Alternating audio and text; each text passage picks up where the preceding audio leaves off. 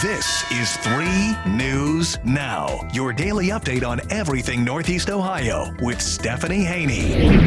Hello, everybody. Welcome back to 3 News Now. I'm Stephanie Haney on this Tuesday, June 21st. Thank you for being here for the top stories from WKYC.com and our WKYC app.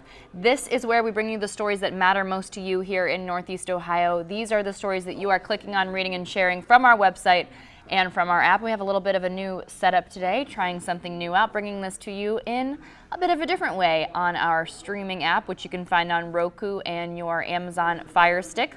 Also on the WKYC YouTube page and, of course, on the WKYC Instagram page. So, again, thank you for being here for 3 News Now. And we will start with the big story of the day. Attorney Tony Buzbee, who is representing women who have accused quarterback Deshaun Watson, who is signed to the Cleveland Browns, of sexual assault, has now said that all but 4 of the cases against him have been settled, and there are 4 now remaining that will be settled. But of those that will be settled, once that paperwork is done, those lawsuits, those cases will be dismissed. And what he said in making that announcement today is that one of the people who has definitely not settled is Ashley Solis. She was one of the women who talked about the allegations against Cleveland Browns quarterback Watson on the HBO Real Sports documentary. Now, we reached out to Buzbee's office for confirmation. What is not incredibly clear from the statement is whether the 25th and 26th accusers, those lawsuits that have not yet been filed, are included in the cases that have been settled, because then that remains the question of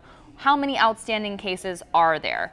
Are there 20 cases that have been settled with 24 not yet settled and 2 lawsuits still coming? Or are there a total of 4 outstanding cases against Deshaun Watson? And as a reminder, he has maintained his innocence throughout this process, but he was first accused by a total of 24, now 25 and 26 women, primarily massage therapists in the Houston area. They're accusing him of sexual misconduct throughout the course of those massage relationships. Now, that was before and some after the Browns signed Deshaun Watson to a $230 million contract. Now, there were 2 Texas grand juries that declined to indict Watson on charges. And here's what we do know as well. There has been a statement that has been released by the NFL.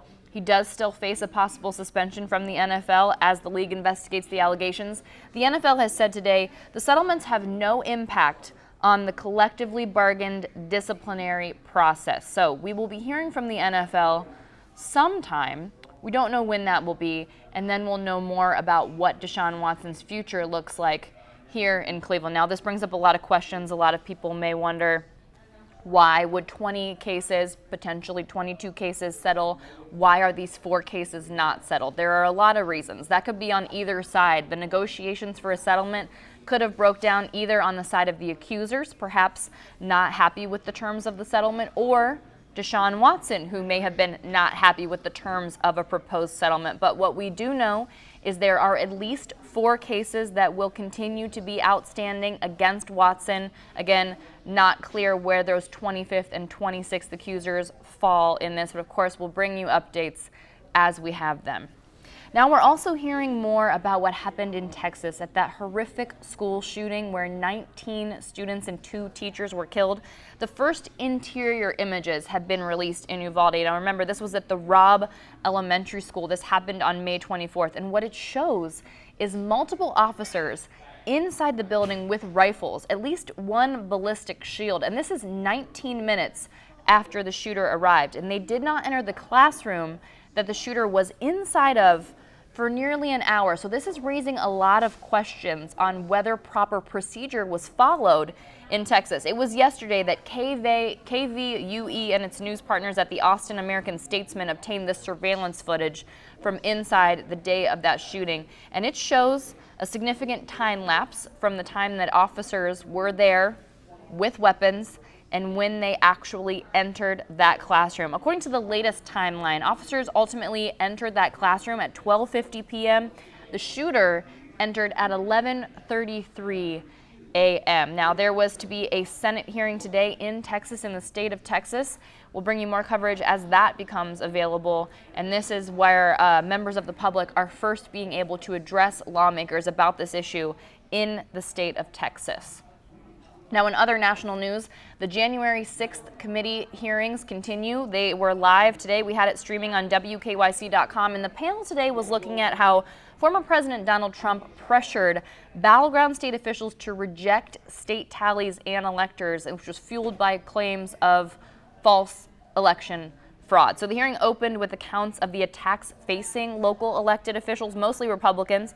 There was one lawmaker in Michigan whose personal cell phone number was tweeted by President Trump at the time to his millions of followers, and another in Pennsylvania who had to disconnect the family's home line, getting calls at all hours of the night. Now, Gabriel Sterling, who was the chief operations officer at the Georgia Secretary of State's office at the time, in a 2020 video clip shown at the hearing, pleaded, "It has to stop," asking for a reprieve from this kind of behavior. Republican Representative Liz Cheney is the vice chair of the panel, and what she was saying at today's hearing, she was begging Americans to pay attention to the evidence being presented at these hearings. Here's a quote from Cheney. "Donald Trump didn't care about the threats of violence. He did not condemn them. He made no effort to stop them. This is serious. We cannot let America become a nation of conspiracy theories and thug violence." Again, that was streamed on WKYC.com, so you can see that there. There will be another hearing this Thursday about the January 6th issue. There might be as many as 8 days total of hearings through the end of June, and there are more hearings planned in September. So we will be seeing more information as this goes on. And also on the national stage, there's a big question about what will happen to the future of the precedent set by the U.S. Supreme Court about 50 years ago, the Roe versus Wade case. Well, we do know that the U.S. Supreme Court, again, there was that leaked draft opinion recently in the case of Dobbs v. Jackson Women's Health Organization. Well, this week we could see that final opinion, because what the Supreme Court does is it lists on its website the opinion issuance days. And today was an opinion issuance day, and Thursday, the 23rd, is another opinion issuance day, and those are the last ones that are currently scheduled.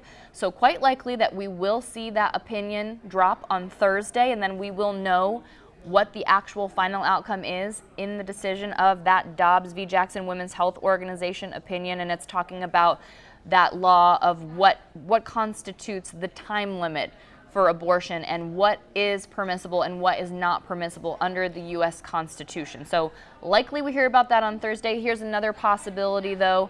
It is possible that the court could add more opinion issuance days to the calendar. So it's not a guarantee that we will have that decision on Thursday, but likely at this time. And typically the court takes a break from early July to October. October is when the new session picks up. So it's very possible they could schedule an issuance day later, but as of right now, it seems quite likely we will have that decision on Thursday. Bringing it back here to Cleveland, a Cleveland woman has been sentenced to at least 10 years in prison. This is following the death of a newborn that was found in a trash bag at a Hiram College dorm. 21-year-old Brianna Reddick was sentenced to at least 10 years in prison. That happened today. The incident happened in October of 2019. Portage County Judge Becky Doherty issued the sentence, and she said that it's her presumption that she will be released after 10 years, but it is ultimately up to the Ohio Department of Corrections. The maximum sentence is 15 years. Brianna Reddick had pleaded guilty to involuntary manslaughter. That was in April. Now, over the weekend, if you saw a video on social media of the flats on fire in downtown Cleveland, you may have been surprised as anyone else. There were about 20 fires in the flats. This was late Friday, early Saturday morning, around 2 a.m. And the Cleveland Division of Fire is saying that it was likely caused by a cigarette or a cigar that had been thrown out carelessly. And the winds kind of picked up the flame, and it was hopping around from mulch bed to mulch bed. Again, 20 fires. It took 2 engines to put out the flames. Now, the Cleveland Division of Fire says there were no injuries or structural damage from the fires, but if you saw these videos on social media, it really looked kind of like something out of a movie, and also a little bit scary that people were pretty close to these flames with their cell phones. The video was definitely something to see, but back it up, people. It was a little scary to see the people that close. Now, the city of Lorain has an update to their new ordinances. They are talking about when and where people can put off their fireworks privately. They really want people to leave it to the professionals, except for on specific certain days, right? So the state of Ohio changed fireworks laws, allowing people to legally set off fireworks on select holidays Well, Lorain, which is within its rights, wanted more restrictions. So now in Lorain, fireworks will be limited to July 4th, Cinco de Mayo, Juneteenth, and New Year's Eve. No fireworks for the rest of the year. This is after people have been talking about a real pattern of fireworks being set off between Memorial Day and Labor Day, and sometimes at 2 and 3 a.m. And this is really kind of a pattern we've seen in a lot of places that maybe it's just because we were all home, we noticed more, but really seemed to pick up during the pandemic and doesn't seem to have slowed down. Well, in Lorain, they are trying to slow it down. So these restrictions in Lorain will go into effect this year on the 4th of July. Now, here's something else that people are talking about on social media. The possibility of a new Cleveland Browns stadium and the possibility of that stadium having a roof, and also where that stadium might be. There have been rumors about a new stadium for the Browns in the not-so-distant future kind of swirling around on social media. So our contributor, Danny Cunningham, has taken a look at the issue, and he is saying he is pro-stadium by the lake with a roof. Now, there are lots of things to consider when it comes to a new Browns stadium. Who's going to pay for it? Is it going to be taxpayer funded? That's a big question. Also, some people are not for a stadium having a roof. Some people like the argument of football being played in football weather. Some people also not sure that they think the lakefront is the best place for it. But what our contributor is saying, and he has many reasons for it, they're all laid out on WKYC.com, he's saying lakefront with a retractable roof. The retractable roof, I think, is the key here, because when it is nice to be in football weather out in the sunshine. But when it's not nice, it's nice to be able to close that up and be able to use it. And there are places that have done it. We wouldn't be the first to have a retractable roof on a stadium. So you can take a look at his outline of his argument.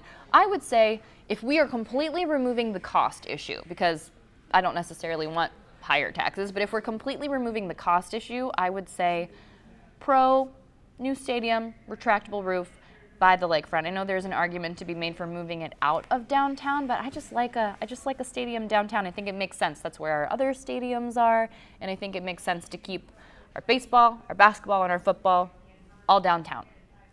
Speaking of football, the Pro Football Hall of Fame will be hosting the USFL playoff doubleheader. That's coming up this Friday, and then also hosting the championship game. That's coming up on July 3rd. And with the playoffs this Friday, there will also be a performance from country music star Trace Adkins. It'll be at the Tom Benson Hall of Fame Stadium. This is right off of Interstate 77. The exit is 107. That's where you get off to go to that stadium there. So this Friday, the first game will be at 3 p.m. Then after that game, Trace Adkins will take the stage, so a little bit of an intermission there from Trace Adkins. And then the second game will be at 8 p.m. So 4 teams playing this Friday. And then the winner of Game 1 and the winner of Game 2 will play on July 3rd in the championship game for the USFL, and this is their inaugural playoff and championship game. So if you want to get out there and support, we've got all the ticketing information on WKYC.com. It's not a pricey ticket. General admission for the playoffs on Friday, $15. General admission for the championship game on July 3rd, which is a Sunday, $20. So if you're in the area, not too bad. By the way, that general admission ticket includes the show from Trace Adkins. So that is a pretty good deal, I would say. Check it out on WKYC.com. And if you are into country music, today, country music singer Ray Lynn will be at the Menor Civic Amphitheater. That'll be tonight. That'll be at 7 p.m.